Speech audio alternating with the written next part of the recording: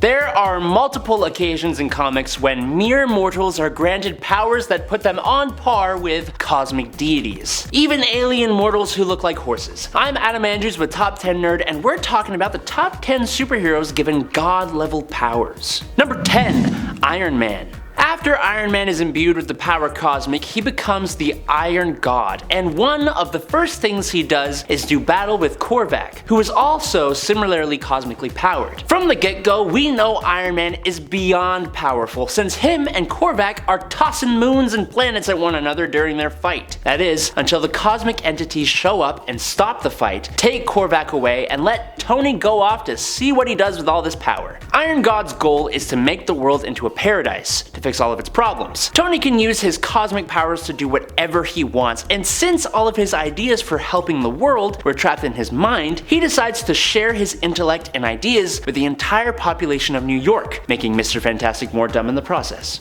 It doesn't do a heck of a lot except stop a couple's argument, get a kid at a baseball game to talk about background radiation, and get the villain Big Wheel to decide to solve traffic issues using quantum mechanics. But Tony's brash way of thinking led some other heroes to turn on him. Number 9. Green Lantern. Kyle Rayner. One of the most powerful Green Lanterns. With the power of Ion, he's resurrected the Guardians of the Universe. But what do you know, he became even more powerful. During the New 52, blue, red, yellow, indigo, and violet rings show up and claim him as their user, with the orange ring eventually doing the same, making him the only individual who has ever harnessed every ring of the emotional spectrum. After a while of struggling to balance this power, he does eventually gain mastery over every ring and becomes the White Lantern. Green gives him the ability to make hard-like constructs, only limited by his comic book artist imagination. The yellow ring allows him to sense the fears of his opponents. He can use the caustic red plasma of the Red Lanterns, he can teleport like the Indigo Tribe, and cause others to experience love, which is the Star Sapphire power. The blue ring allows him to instill hope in others, and the final orange ring allows him to create members of his Lantern Corps out of hard light. He can heal injuries, phase through objects, be invisible, create force fields,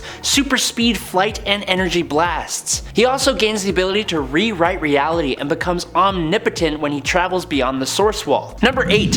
Hercules. Hercules is an incredibly powerful Olympian who is on par with, if not stronger than, Thor. But one of his most powerful moments was during the events of Chaos War when the Chaos King attacked. Amadeus Cho uses ancient artifacts to become a god, but since he is a mere mortal, he can't handle it and transfers the powers to Hercules instead, making Hercules like a double god. But with this power, Hercules is able to fly, teleport, and release energy from his hands and eyes. His strength was amped up to ridiculous levels, and he was even able to win a confrontation with the Council of Godheads. He could summon Galactus and Eternity to him against their will, and defeated Zeus, who just beat up Galactus. He could give others powers too, giving all the heroes the power of flight. He could grow to the size of a planet to fight the Chaos King with his fists, eventually defeating him, and to close out the story, Hercules used his power to undo all of the crazy stuff that the Chaos King did, and then he became mortal again. Number 7. Wonder Woman. Wonder Woman definitely toes the line between God and not God. She is empowered by the gods and communicates and even does battle with them on the regs, even becoming the god of war at one point recently. But she has been elevated beyond even that level of power. When Diana was empowered with the World Forge and the anti-crisis energy at the end of Doom War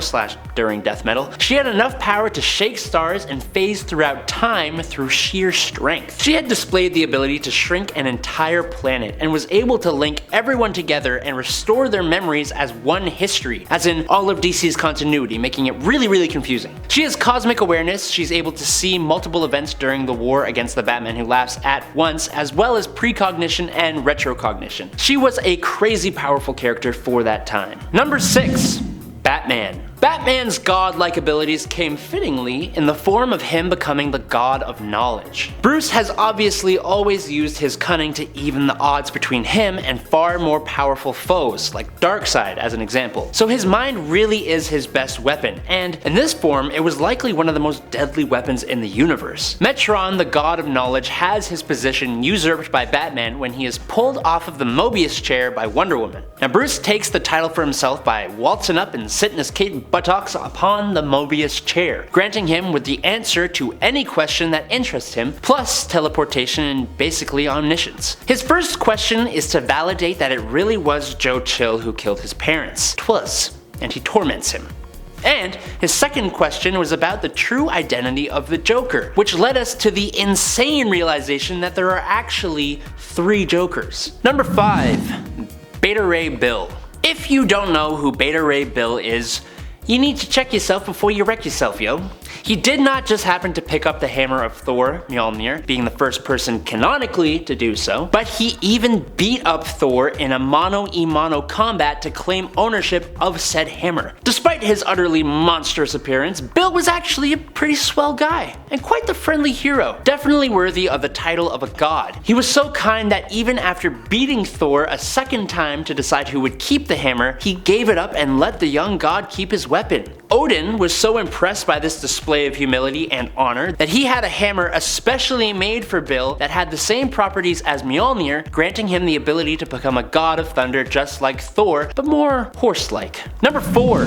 The Flash. The Flash became something that no mortal can outrun: death. Well, actually I should say, Barry became bonded with the Black Racer and basically killed Darkseid, and then he basically became the god of death. But Barry doesn't really want that kind of life, so he tries to outrace death and all the things that death affects. Now death shows Barry a vision of his mother's demise and basically explains that that kind of thing is a part of life, that the deaths of others, even those we love, shape who we become. But Barry still resists somewhat when he's ordered to reap Iris West, and Barry tries to fight the Black Racer. Now the only problem is that Barry soon realizes that without a Black Racer, every single person on Earth will pass away. There needs to be a Black Racer to keep things like that in check, and he accepts his new role as the god of death. Number 3. Shazam. Shazam was already imbued with the power of various gods, placing him well above the ability of any other mortal. But after the death of Darkseid, he didn't just become a deity of any single attribute. He was the deity of deities when he was given the title the God of Gods. The mythos of Shazam has always been that his name is made up of the first letter of the 6 gods who fuel his abilities. So that's Solomon, Hercules, Atlas, Zeus, Achilles, and Mercury. As Shazam takes on his new title as God of Gods, 6 new gods, whose initials conveniently spell out his name still, give Shazam new powers. Strength from Siva, the fire, death, and recreation from Hronmir, clairvoyance, war tactics, memorization, and divine grace from Anapel, the power boost and dimensional travel of Zanus, aka Yuga Khan, willpower, immortality, and indestructibility of 8, and the magic of Mamaragan.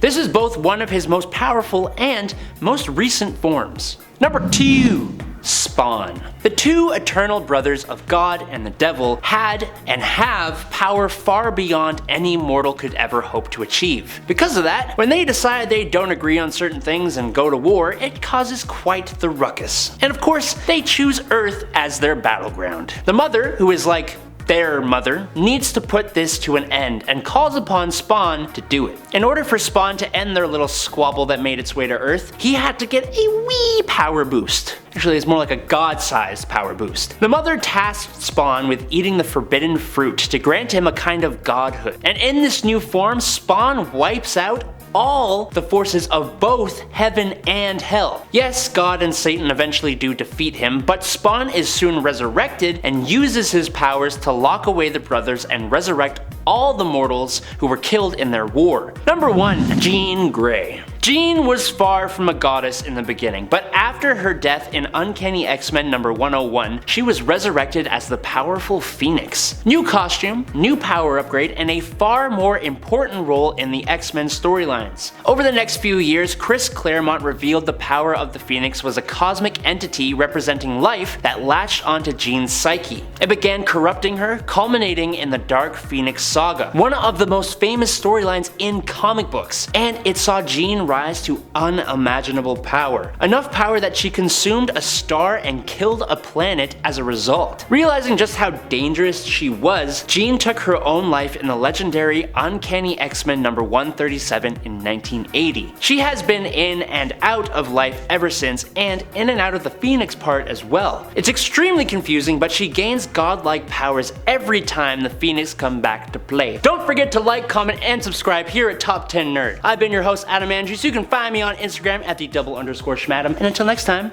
see you!